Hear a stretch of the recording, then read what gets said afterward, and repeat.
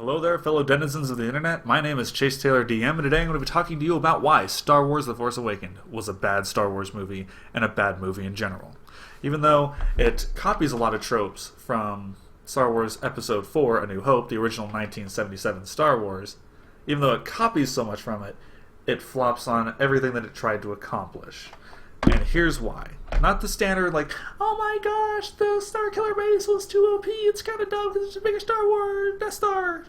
Or the classic, Rey got too attuned to the Force too quickly, it was just unrealistic. Dude, we're talking about people having laser battles in space. Everything's supposed to be unrealistic. That's fine. I don't care if someone's a little bit too gifted with the lightsaber. That's fine. I don't care.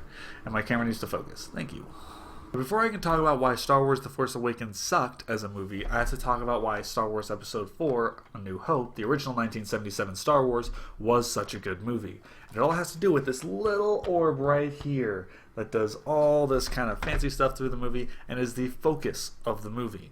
Start to finish, all of Star Wars A New Hope is based around the Death Star. We start off with this panning shot of two spaceships flying by, rebel forces trying to escape from the clutches of the Empire, where we have the plans for the schematics of the Death Star that might show a weakness, so that way rebel forces can destroy said Death Star before it takes over the galaxy.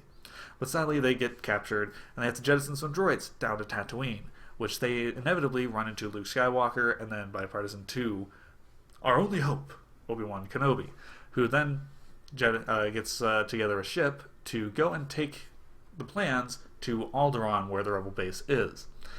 Sadly, by the time they get there, the planet has been destroyed by the Death Star. Then they see a moon, and they famous scene, that's no moon. And we see the Death Star. Our characters think originally that it's a moon. That tells the audience it is a massive thing. This is where it became iconic, such a memorable feature in Star Wars. But then they get a little bit too close, get sucked in by the trap dream, now they're trapped on the Death Star. So then they have to do things to try to escape from the Death Star, where they actually end up saving Princess Leia on the Death Star. And then they get together and escape from the Death Star. Well, all but one of them died. It's fine. And then he came back as a ghost, it's fine. And then they left the Death Star to go to the actual Rebel base on Yavin 4, I think it was called. But they get to that Rebel base on that one moon of that one planet. But then they get followed by the Death Star. And then they have to have this big epic space battle on the Death Star in order to destroy the Death Star. And spoiler alert, at the end, they destroy the Death Star. Movie, start to finish, was all about the Death Star. It had just one storyline that did have, picking up some new characters, introducing them, building up some character development with Luke Skywalker. It's great. The movie was successful, and that's kind of where Star Wars The Force Awakens falters. Dual storylines. That was the problem with Star Wars The Force Awakens. It had two different storylines that it wanted you to focus on during the movie, and it failed at delivering on both. Well, kind of failed on one and really failed on the other. So we have the intro scene of Star Wars The Force Awakens. Poe Dameron gets this little map fragment that the old man says, this is the map to Luke Skywalker. That posed so many questions in my head when I saw this movie, and I'm sure it did for a lot of other people too. Wait, Luke Skywalker's not with the Rebellion? Where is he? Why isn't he with the Rebellion? And I can just go on and talk about the mystery that it posed on the audience of like, ooh, I didn't expect this. I didn't expect there to be like this whole where's Luke Skywalker thing. That would have been an interesting ad campaign for the movie whenever it first came out, was like, instead of just these generic posters having like Star Wars The Force Awakens, where's Luke, ? Or something like that. That would have been interesting. Or where's Luke, hashtag where's Luke, whatever, social media stuff. That would have been great. Because it created so much mystique in that first scene that halfway through the movie just goes away because it's just tossed to the side. It's kind of, we'll put this on the drawing board, get back to that later. Because we have Starkiller Base. Just came randomly in the middle of the movie. We have the First Order doing their Nazi-esque, we're going to control the universe, and it's going to be wonderful, and it's going to be ours. And then they just blow up a whole bunch of planets. There was no warning for that. Like in Star Wars A New Hope, the entire movie was about the Death Star. We talk about Death Star plans in the beginning of it. They go to a planet that's been destroyed by the Death Star, escape from the Death Star, destroy the Death Star, everything was about the Death Star. Starkiller Base just came out of left field. Like, if the movie started off with, these are plans that have to deal with a new base that's going to overshadow what was accomplished by the Death Star, that would have been a good intro too. If they had just focused on Starkiller Base, but they decide, let's talk about where's Luke Skywalker. Okay, forget about Luke Skywalker, there's Starkiller Base. Ooh, it's so much bigger and more powerful, and objectively way cooler than the Death Star.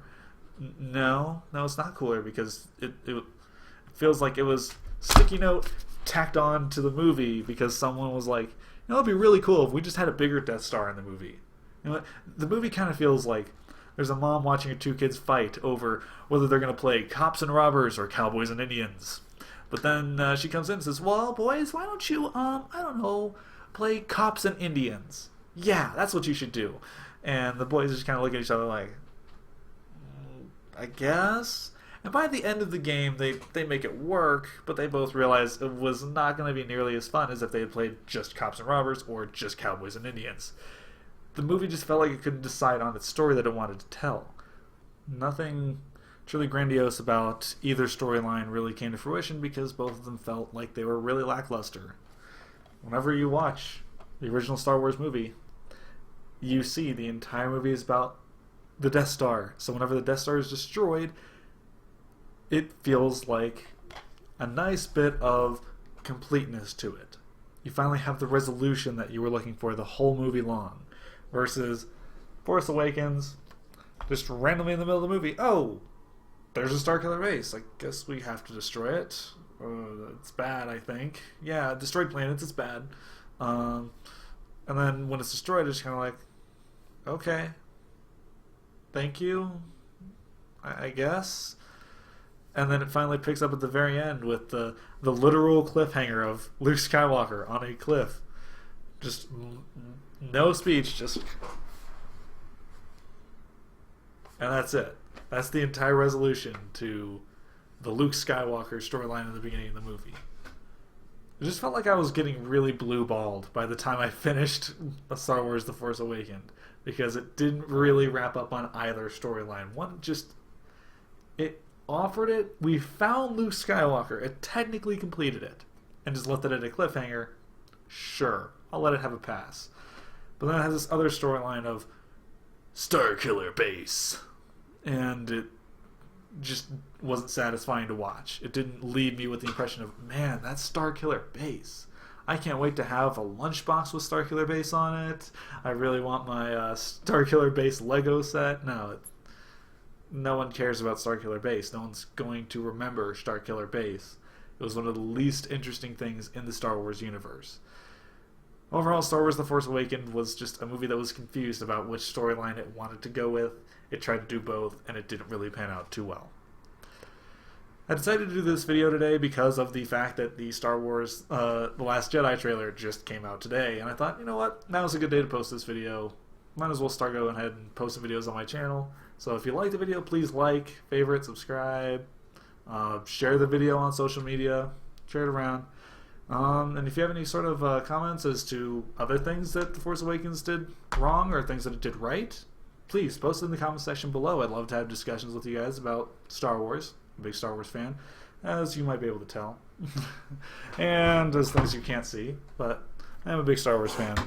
And overall, the movie is good, it's watchable, but it's bad, if that makes sense. Well, I'm Chase Taylor DM, and this was my video.